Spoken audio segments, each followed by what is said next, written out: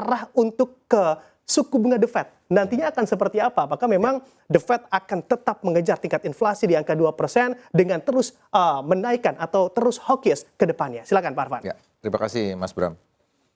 Jadi ada beberapa pertanyaan ya yang terjadi barusan oleh Mas Bram. Yang pertama adalah outlook suku bunga The Fed.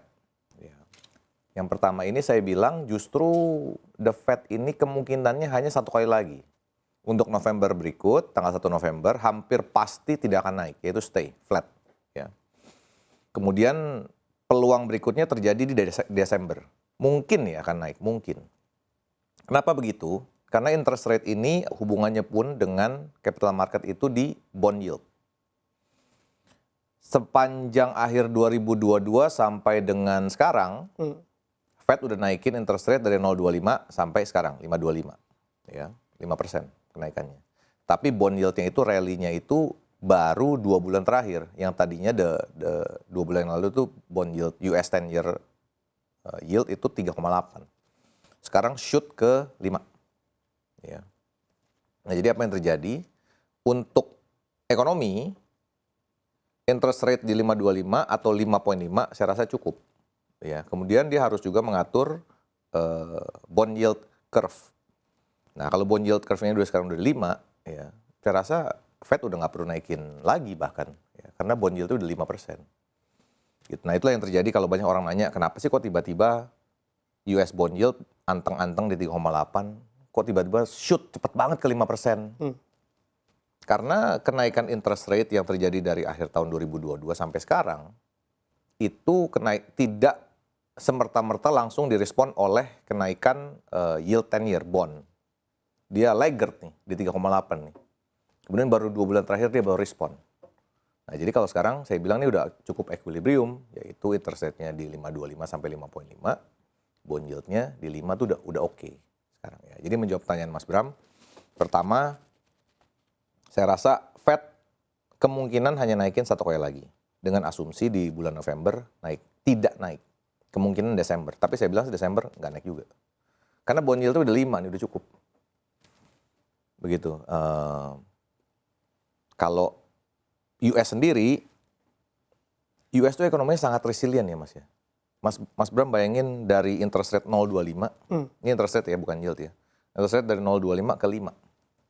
Apa yang terjadi di perekonomian? Yang paling gampang adalah suku bunga kredit. Ya, misalnya ada yang punya mortgage, ya, kredit perumahan. Dia nyicil rumah nih yang tadinya interest rate-nya 0,25, berarti dia let's say dia menyicil dengan bunga 2%. Terus dari 0,25 naik ke 5,25 nih. Naik ke 5%. Yang gampang aja deh, dari 2% dia bayarnya jadi 7. Jauh banget, Mas. Iya kan? Your spending yang tadinya misalnya $1.000 untuk bayar cicilan, ternyata berlipat-lipat. Kamu harus bayar lebih banyak kan. Your pocket to spend jadi lebih kecil, mengecil. Mestinya akan resesi dong. Mestinya ekonomi akan slow down dong. Tapi ternyata yang terjadi di US tuh ekonomi is very resilient. Yang tadi Mas Bram bilang, GDP-nya konsensus 4,7, ternyata keluarnya 4,9. Ya. Makanya US ini anomali sekali, ekonominya sangat kuat. Ya. Jadi kenaikan suku bunganya saya rasa udah cukup dulu, ya, sambil dilihat reaksinya gimana. Kemudian kalau untuk yield, untuk capital market, 10 year bond yield-nya itu di 5%, saya bilang sih udah cukup ya. Mungkin masih bisa naik lagi 5,2, but let's see lah, let's see. Makanya apa nih? Ini kan semua nggak cuman US doang. For example, Mas Bram mesti lihat parity condition dengan Japan, for example ya. Kita masukin satu variabel baru. Japan ini 10 year bond yield-nya ini udah the highest in 10 years. Apakah dia akan naikin suku bunga? Nah, kalau dia naikin suku bunga nih, US Treasury-nya nih bisa break 5 nih. Gitu, makanya variabelnya satu-satu dulu nih Mas. Kalau yang US jelas ya, clear ya. Interest rate kemungkinan besar paling naik satu kali lagi. 10 year yield-nya 5,2 oke lah. Ekonomi US kuat, jelas. Very strong. GDP-nya konsensus 4,7, keluarnya 4,9. Very strong. Udah naikin bunga segitu banyak loh Mas. Dari 0,25 ke 5,25, naiknya 5%. Jauh banget. tapi masih kuat ekonominya. Tapi nanti nih, kenapa Jepang begitu berpengaruh? Karena salah satunya adalah Jepang adalah pemilik US Treasury terbesar sekarang, menggantikan China. Sekarang jadi pemilik US Treasury itu bukan China lagi, tapi Jepang. Makanya kalau dia naikin suku bunga, ini sih US Treasury-nya bisa langsung bereaksi lah. Oke, apakah juga dapat diartikan bahwa memang The Fed saat ini fokusnya bukan tingkat inflasi lagi, Pak Arfan? Andai memang Anda katakan di November dan juga Desember bisa saja untuk menahan suku bunga acuannya. Nah, inflasi ya, saya setuju dengan pernyataan The Fed bahwa tingkat inflasi long term 2%. Nggak bisa tahun depan lah. Nggak bisa lah, Mas. Too far. Ya, jauh banget. Untuk 2% sekarang masih jauh, masih di atas. Ya, masih 3. Saya rasa 2025 baru bisa. Ya. Nah, the thing is about inflation, ada yang namanya front loading, ya, atau di belakang, ya, back end loading. Nah, Fed ini pertama-tamanya ini telat. Ya, jadi saat mestinya buy logic, kalau sudah ada lihat tanda-tanda inflasi, naikin suku bunga dulu. Jangan lihat inflasi dulu kemudian naikin suku bunga. Terlambat. Ya, ini Fed udah telat nih. Makanya sekarang beresinnya yang tadinya pertama kali naikin 25, toto naikin 75, naikin 50. Jadi kesannya panik. Oke. Ya, jadi menjawab pertanyaan Mas Bram, saya bilang target masih tetap 2%, tapi nggak tahun depan saya rasa. Oke, Saya baik. rasa nggak tahun depan, tapi tetap dia emang targetnya begitu.